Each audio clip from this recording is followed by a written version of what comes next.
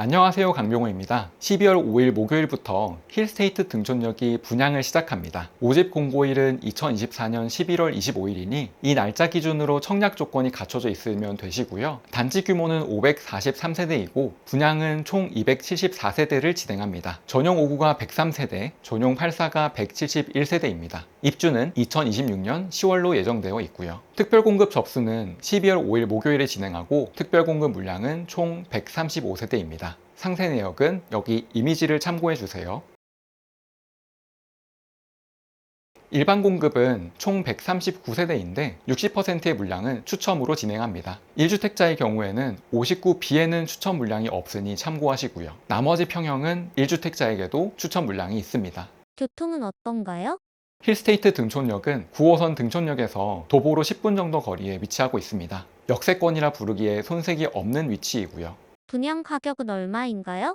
가격을 보면 전용 5구, 즉 24평형 기준으로 평균 11억 3천만 원에 나왔습니다. 평당 4,700만 원 수준이고요. 33평형인 전용 84는 평균 14억 2천만 원에 나왔고요. 평당 4,300만 원입니다. 입주 시기가 2026년 말인 것을 감안한다면 손해를 볼 가격은 아닙니다. 거주 의무도 없고 전매 제한도 1년이라서 분양도 당연히 완판될 것으로 예상합니다. 하지만 실수요 기준으로는 고민이 되실 것 같습니다. 평형별 구조는 어떤가요?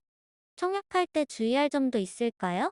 구조를 살펴볼까요? 먼저 59A를 보겠습니다. 24평형인 59A는 총 89세대 분양하고요. 3베이 판상형으로 구조 자체는 좋습니다. 그러나 동향과 서양이 일부 있다는 점은 청약할 때 꼭 고려해 보시기를 바랍니다. 그 다음은 59B 24평형인데요. 총 14세대를 분양합니다. 구조는 이렇게 생겼고요. 2베이 타워형이고 거실 쪽이 남서향으로 2베이, 방 2개가 동향으로 2베이입니다. 24평형에 청약하실 분들은 두 구조 중에서 고민이 많이 되실 텐데요. 59A가 물량도 많고 구조도 무난한데 동향과 서향에 걸릴 확률이 좀 있습니다. 59B는 동향과 서향은 없지만 투베이라는 점이 아쉽고요. 물론 59B에서 나머지 방 두 개도 햇빛은 잘 들어오는 동향이지만요. 저는 이 아파트에 꼭 청약하실 생각이시면 59B를 조금 더 추천드립니다. 59A에 넣는다면 동향과 서향에 걸릴 확률도 있지만 59A의 전체 물량 중 40% 조금 넘는 물량이 1에서 4층까지의 저층입니다. 물론 저층의 분양가가 더 저렴하게 나왔지만 만약 저층에서 동향과 서향으로 배정받으면 많이 아쉬우실 것 같거든요. 59B의 경우에는 분양하는 14세대 중 1에서 4층까지의 저층이 총 8세대입니다. 마찬가지로 59B도 저층 세대에 배정받을 확률은 높은데 대신에 모두 남향이라는 점이 조금 더 안정적이고요. 이제 33평형으로 가보겠습니다. 84A는 총 89세대 분양하고요. 구조는 이렇게 나와 있습니다. 일반적인 3베이 판상형이죠. 그런데 89세대 중 총 88세대가 1에서 4층까지의 저층입니다. 게다가 대부분 도로변에 위치하고 있어요. 101동은 입구동이고 106동부터 109동까지는 도로변에 있습니다. 103동이 가장 나은 입지인데 전체 물량 중 정말 얼마 되지 않습니다. 저층에서 입구동이거나 도로변이라고 하면 청약하지 않는 게 낫지 않을까요? 84B는 총 29세대 분양을 하고 구조는 이렇게 나와 있습니다. 평범한 3베이 구조인데요. 구조 자체는 좋습니다. 동 배치도 무난하고요. 남동향이거나 남서향 중심의 배치입니다. 남서향 호실은 아마 햇빛이 약간 가릴 수도 있을 것 같고요. 저층 세대는 1에서 4층까지 총 7세대 있고 다른 타입들에 비해서 저층 세대 비중이 적은 편입니다. 84C를 보면 총 53세대를 분양하고요. 구조는 이렇게 나와 있습니다. 2베이 타워형이고요. 거실이 포함된 쪽은 남동향이거나 남서향에 있고요. 방 2개 쪽은 일부 세대가 북서향으로 배치되어 있습니다. 저층 세대는 1에서 4층까지 총 19세대입니다. 종합적으로 봤을 때 어떤 타입에 청약하는 것을 추천하냐 라고 물어보시면 전용 5구 타입을 청약하신다면 저층에 당첨될 수 있다는 각오를 하시고 59B를 추천드리고요. 전용 84 타입에 청약하신다면 84B를 가장 추천하고 그 다음으로 84C를 추천드립니다. 저층에 당첨되더라도 남향이기 때문에 어떻게든 거주할 수 있고 나중에 매도도 가능할 것으로 보이기 때문입니다. 직장 접근성은 어떤가요?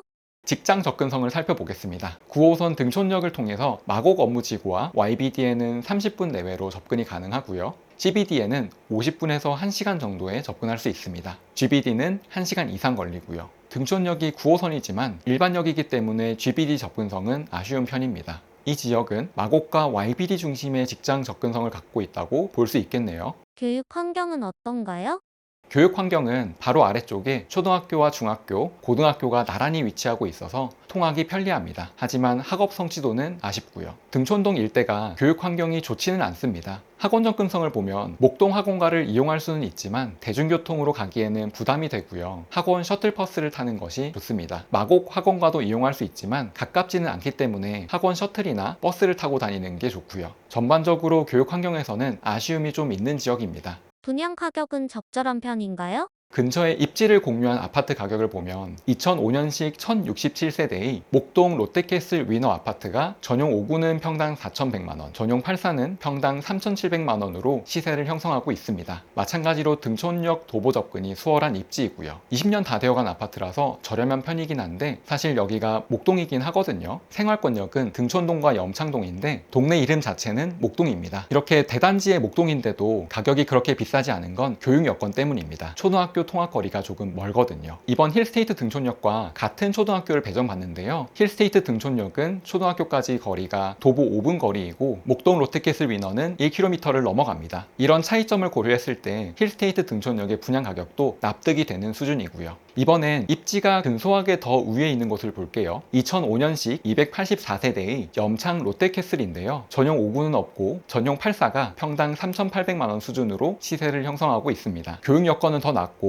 배정받는 초등학교의 학업 성취도도 더 좋은데요. 마찬가지로 20년이 다 되어가는 아파트입니다. 그래서 힐스테이트 등촌역의 전용 8사 평당 가격 4,300만원이 납득이 되는 수준입니다. 이제 입지가 더 위에 있는 지역을 보겠습니다. 염창역 9호선 급행역 근처에 2019년식 499세대 이편한 세상 염창 아파트입니다. 전용 59는 평당 5,100만원, 전용 84는 평당 4,600만원인데요. 연식도 준수하고 단지 규모도 비슷합니다. 염창역 9호선이라는 게 가격에 영향을 주고 있을 거고요. 다만 이 아파트도 초등학교 통학거리가 1km 정도 됩니다. 이렇게 비교해보면 힐스테이트 등촌역의 가격이 세팅을 참 잘한 것 같습니다. 청약하면 남긴 남겠지만 가격적인 메리트가 크다고 보기는 어려운 수준이에요. 물론 청약은 당연히 완판을 예상합니다. 한 가지 고려하셔야 될 점이 있는데 아파트의 연성화라는 개념입니다. 아파트가 연성화가 되면 군집을 형성하기 때문에 단지의 규모가 작더라도 그 연성화된 지역이 상승할 때 함께 상승하는 경향이 있습니다. 반대로 얘기한다면 연성화되지 않은 아파트는 가격 상승을 할 때 잠깐 소외될 수 있다는 것을 말하는데요. 앞서 비교 대상으로 말씀드린 아파트는 단지의 규모가 커서 그 자체로 연성화 효과를 내거나 아니면 규모가 작지만 작은 아파트들이 오밀조밀 모여 있어서 클러스터를 형성하고 있는 연성화된 지역입니다. 하지만 힐스테이트 등촌역 인근 지역은 모두 빌라와 단독주택으로 구성되어 있고 세대 규모도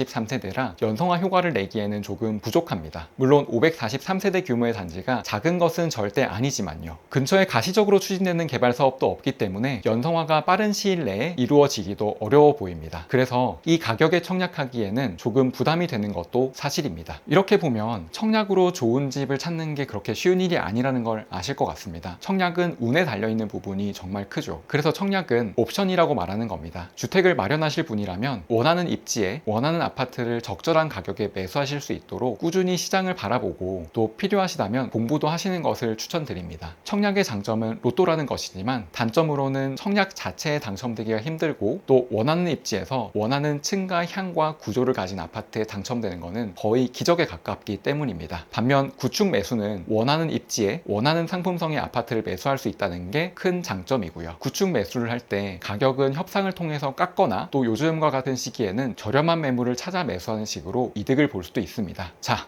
저의 결론을 내려보겠습니다.